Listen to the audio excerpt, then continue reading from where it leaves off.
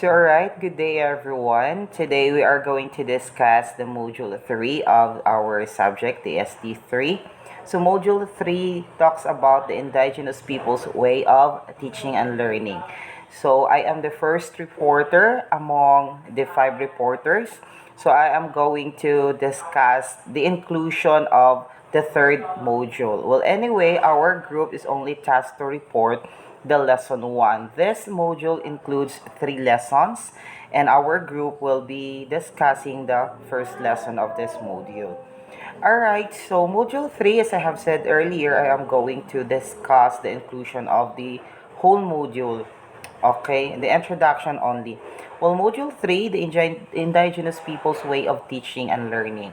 Well, I just want to give a little bit more of emphasis. What is the difference between people and peoples? Because people, as you can observe, is already a plural noun.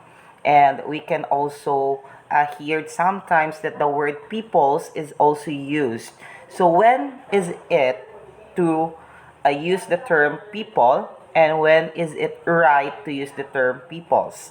I already discussed this one during my reporting on the first module, that I know that not everyone is has the opportunity to watch it kasi si sir lang atong gipasahan ato. So I will take this opportunity to explain the differences between these terms, people and peoples.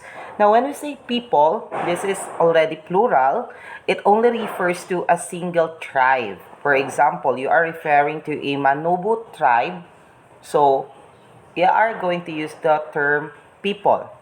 But when you are referring to the entire community, that in a community there are, let us have to say, there are 4 or 5 tribes there. So that's the time why we are going to use the term peoples, that the double plural peoples. Okay, it refers to, when you say peoples, maybe it refers to the Mansaka tribe, Mandaya tribe, the Babawon, and other tribes present in a certain community. Alright, so next. Ayan. So according to Roberta Hamison, education is key to our future as indigenous peoples. Alright, so she is trying, the author of this quote is trying to emphasize the importance of education. Because when we are going to talk about mostly sa akong mga nailhan o sa akong mga naandan sa mga panahon, karaang panahon, na they have not given so much importance to the education, kay para nila this is not only for IPs, but this is also for everybody in mga way back 50 years pa ang niagi. They don't give so much emphasis with education. Another one. Okay. This lesson or this module, we have 3 lessons. The lesson 1 talks about the source of knowledge and wisdom.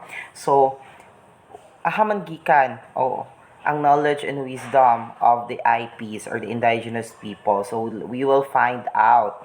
And the lesson 2, it is the teaching learning strategies. How are they learning? What are the strategies on their learning, and what do they do in teaching their communities? And lesson 3 is the instructional setup.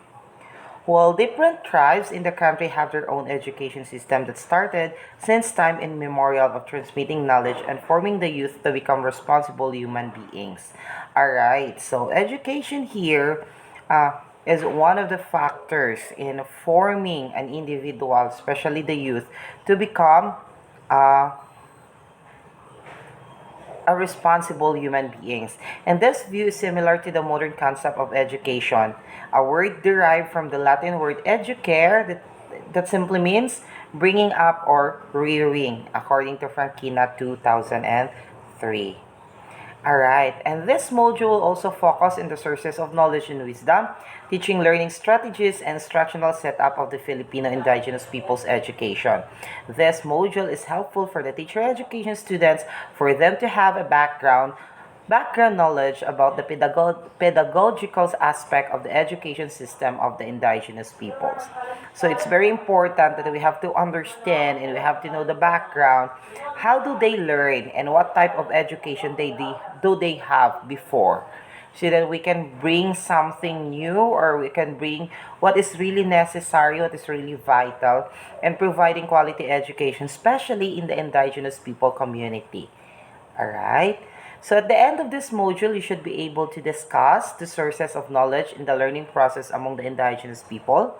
You can also demonstrate the effective teaching strategies for the indigenous people. And lastly, you can stimulate the key aspects of instructional setup applicable to indigenous people's way of life. Well, thank you so much for listening. The rest of my teammates will be discussing the content of the first lesson. So thank you so much and God bless you everyone.